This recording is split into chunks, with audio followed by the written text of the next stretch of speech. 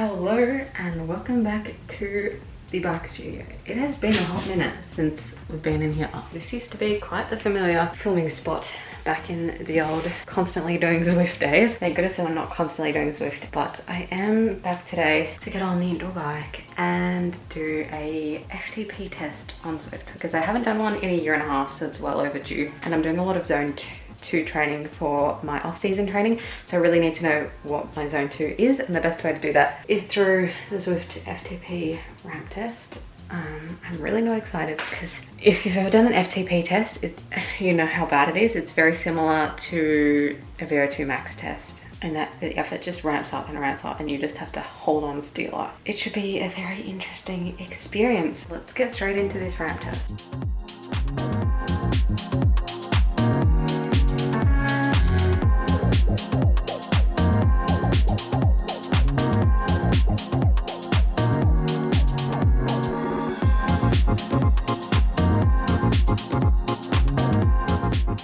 I just finished the FTP test and I feel like I'm gonna vomit or faint or both. My face is so red. Ugh. That was disgusting.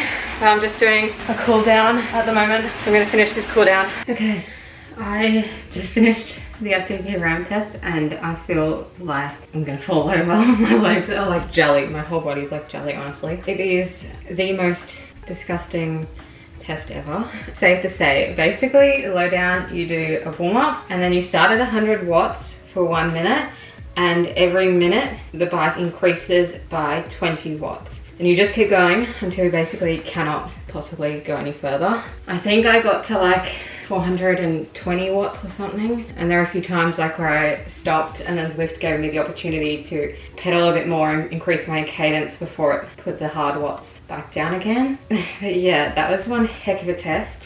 And that is a really good segue into my first point and first thing I think I've learned from training as an athlete, and that is the point that just having that mental grit and determination to get through a workout and just to get through anything really. I feel like having hard workouts like that where it's physically tough, my legs are like jelly, but more than that, it's mentally tough. And something that training as an elite athlete has really taught me is to think about mind over matter and to just get through those hard, tough moments. And that workout was definitely one of those moments.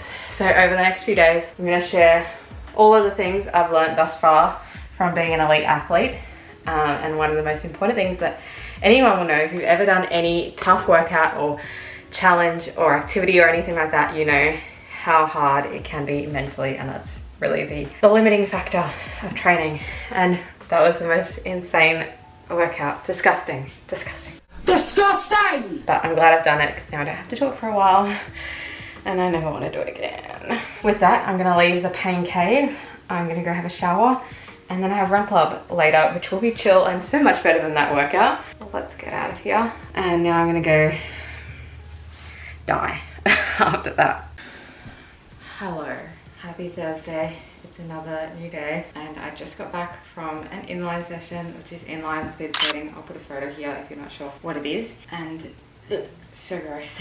I much prefer speed skating on ice, but whatever. It was important for drills. I needed to get it done. But that brings us to number 2, the second thing I've learned from being an athlete, and that is discipline. There's so many times where I maybe don't want to get up early in the morning, or I don't want to go out and do an hour-long inline session working on boring old drills, or I just don't feel like going out cycling or something like that, and I still make myself do it. Because you're not going to be motivated all of the time. I mean, realistically, I'm not motivated all that much often. You cannot wait for motivation to come around. You just have to get down to it and put in the work and be disciplined and use your self-control and just get things done, which is what I had to do today. I really didn't feel like doing inline. It was boring.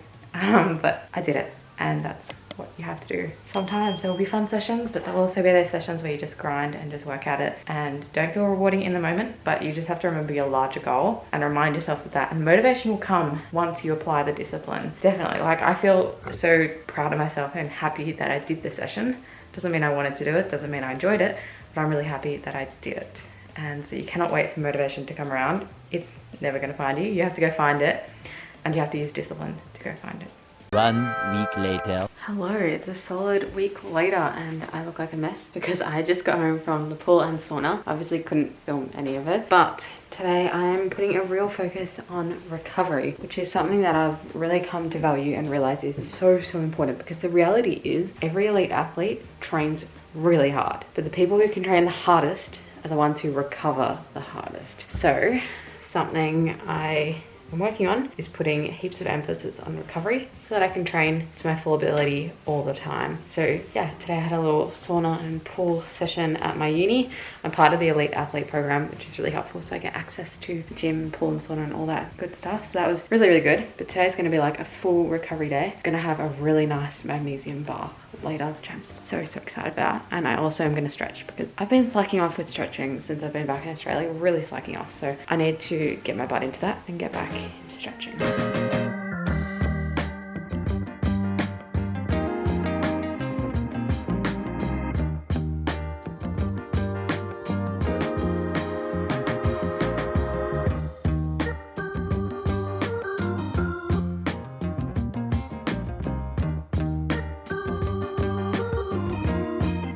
So that's what a bit of recovery looks like for me. Nice magnesium bath, feeling good, feeling very relaxed.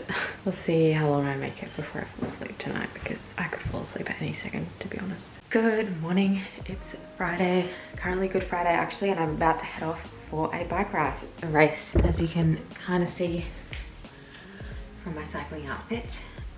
Yeah, I'm very excited. This is my first race that I'll be in B grade, which is a step up because I was racing D grade, moved up to C grade. Now I'm going to move up to B grade. It's also on a really hard course with a tight corner, so I'm a little bit nervous for that. Because something I've been doing a lot lately is racing heaps of short track, speed skating, and racing heaps of cycling to help me get racing experience. Because something I struggle with when I race is nerves and controlling that and using it for good rather than for bad. So I've been just trying to work on getting over my nerves and just racing lots and getting used to the feeling of racing. I'm very excited.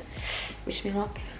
Hello, happy Tuesday. Check out, oh wow, how sweaty my sports bra is. I just finished my Zwift session. I would have liked to go for an outdoor ride today, and I mean that's what I had planned, but it poured overnight and now the roads are really wet. That wasn't an option anymore. So I sat on Zwift for 2 hours and did a zone 2 ride, which was boring as all hell, but I'm glad I got it done and I did it, so happy with that.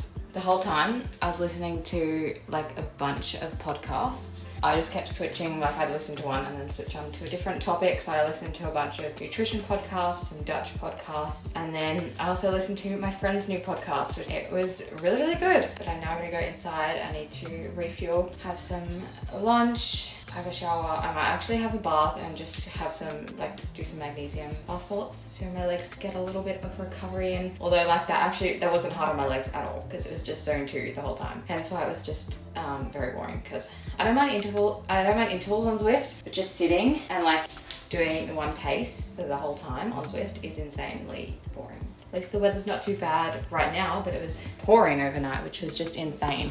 And there was also like a big thunderstorm. So yeah, that was a bit entertaining. A little while later. Hello folks, so it's now a while later. I also did another crit race after the one you saw, and that was my last crit race of the crit season. So it's been a very fun time, but I've just been in our little studio, which is the Zwift setup, and I just did an hour zone 1, almost zone 2 training with my boyfriend virtually.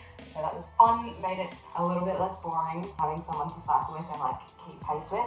So it's good, we did 31 Ks. Yeah, just more of that zone 2. Like I've been saying, I've been doing just heaps of zone 2 training at the moment just to build my endurance and my fitness now that it's off season.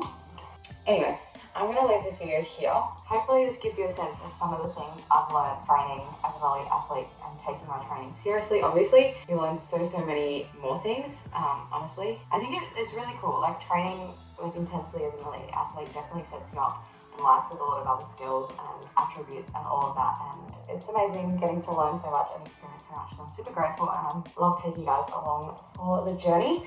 Anyway, that's it for this video. Stay tuned for my next video, but until then, don't forget to give this video a thumbs up, subscribe down below, turn on notifications, help support me, and I'll see you guys next time. Bye!